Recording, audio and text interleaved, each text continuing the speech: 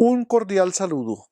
De nuevo estamos en la biblioteca de Hernán. Para hoy tenemos un tema muy interesante. Se trata del libro de Michael Reed, El continente olvidado, una historia de la nueva América Latina. Este libro fue publicado por Planeta en la serie Crítica en octubre del año 2018 y corresponde a una edición revisada por el autor.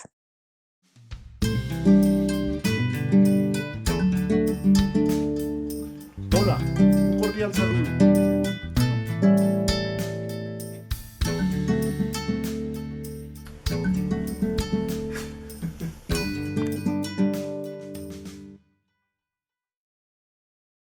Michael Reed es un periodista inglés, nacido en 1952, cursó estudios en ciencias políticas, filosofía y economía en la Universidad de Oxford.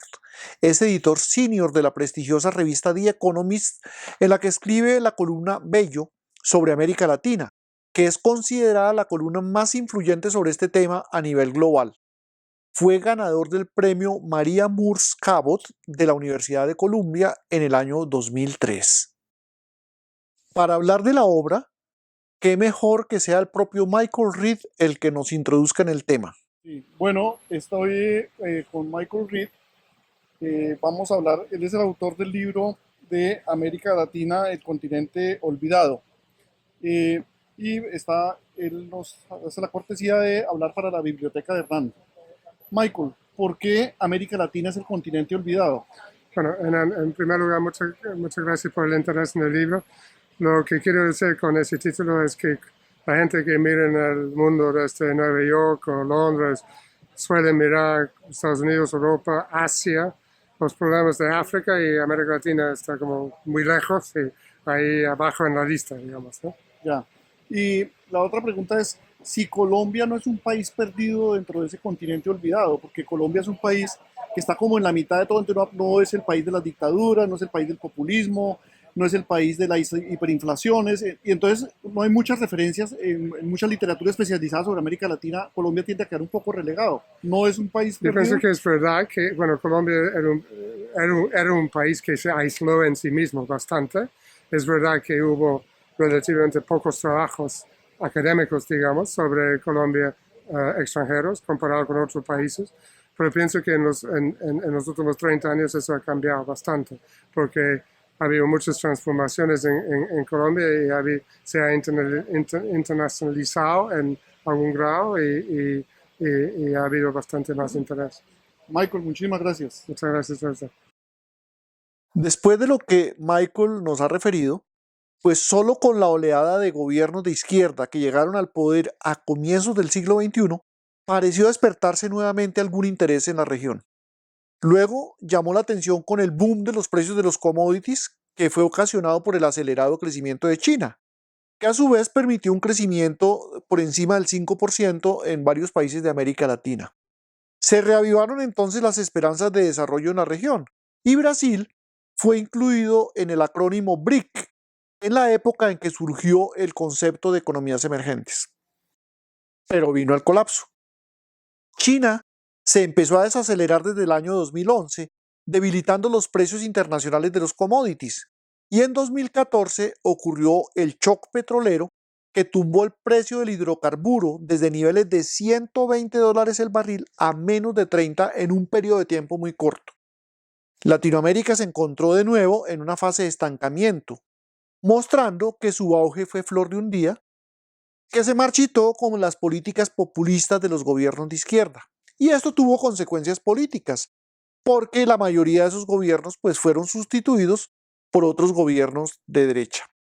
En su libro, de 525 páginas, distribuido en 13 capítulos, Reed traza una historia de América Latina, mostrando la construcción de las naciones con muchos ensayos y muchos errores, la inestabilidad política, los vaivenes y los errores de las políticas económicas, las luchas intestinas por el poder y los perfiles de numerosos personajes que fueron protagonistas de la historia. Es muy interesante la forma en que agrupa las diferentes oleadas de políticas que siguieron los países de la región, como imitándose unos a otros. Desarrollismo, modelo de sustitución de importaciones, populismo, dictaduras militares, neoliberalismo con consenso de Washington, integración regional a medias, etc.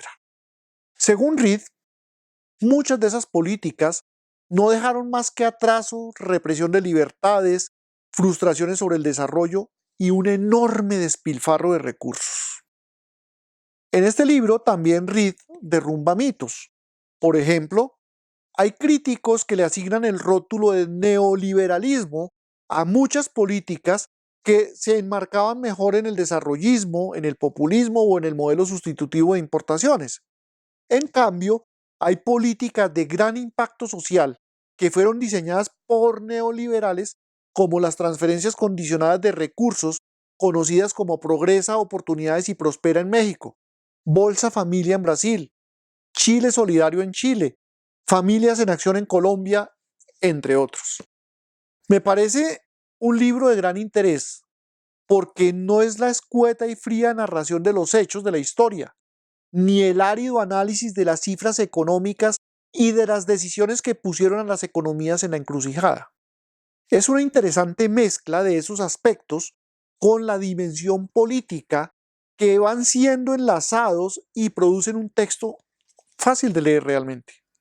Además, tiene un toque diferente que proviene de la visión particular del autor y de las entrevistas que él hizo a muchos de los protagonistas contemporáneos en su trabajo como periodista. En lo personal, me ilustró numerosos aspectos que yo desconocía de la historia de América Latina. Por ejemplo, habla sobre Bernardino Rivadavia, el primer presidente de Argentina a comienzos del siglo XIX, cuyas ideas fueron implementadas después de su muerte y explican por qué Argentina llegó a ser una de las economías más ricas del mundo a finales de ese siglo XIX. Uno de los temas que revisa Reed es el de la seguridad social en sus múltiples dimensiones.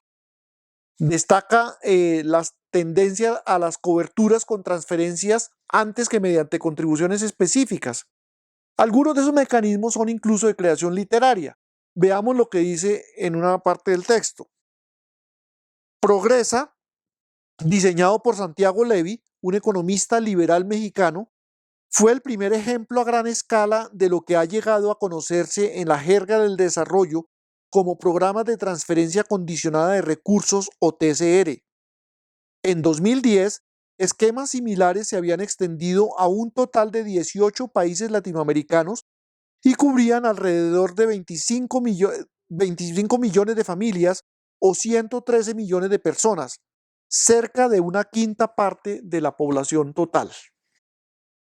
Con relación al problema de las pensiones, Reed hace una referencia interesante sobre la renta universal de un autor en cierta medida insospechado. Veamos lo que dice el texto. Las AFP han fallado, asegura Santiago Levy del BID. Él considera que sería mejor una pequeña pensión universal financiada por un impuesto al consumo con fines específicos y complementada por planes voluntarios. Sin embargo, él mismo señala que esto podría tener un efecto sobre el comportamiento de los consumidores que se habituaran a los subsidios. Obviamente, esas políticas de subsidios lo que harían sería prolongar la permanencia de la informalidad en los países de América Latina. A mi parecer, uno de los capítulos más relevantes del libro es el 10, que se titula El Estado Imperfecto. En él, Reed presenta su explicación de lo que acontece en América Latina y lo atribuye a un Estado fracasado. Aquí no se pone con miramientos ni con diplomacias para expresar de forma cruda su percepción. En su opinión, el Estado fracasa en brindar seguridad a sus ciudadanos. Como pueden apreciar, es una lectura interesante, provocadora y dirigida a pensar soluciones adecuadas al desarrollo de la región. Quisiera cerrar con una frase del libro que, en mi opinión, es una cruda fotografía. La historia de Latinoamérica desde la independencia ha oscilado entre la esperanza y la desesperación, el progreso y la reacción, la estabilidad y el desorden, la dictadura y la libertad. Con esto terminamos este comentario que, como les dije, es de un libro muy interesante. Los invito a continuar viendo mi canal, a suscribirse y a seguirlo difundiendo. Hasta una próxima.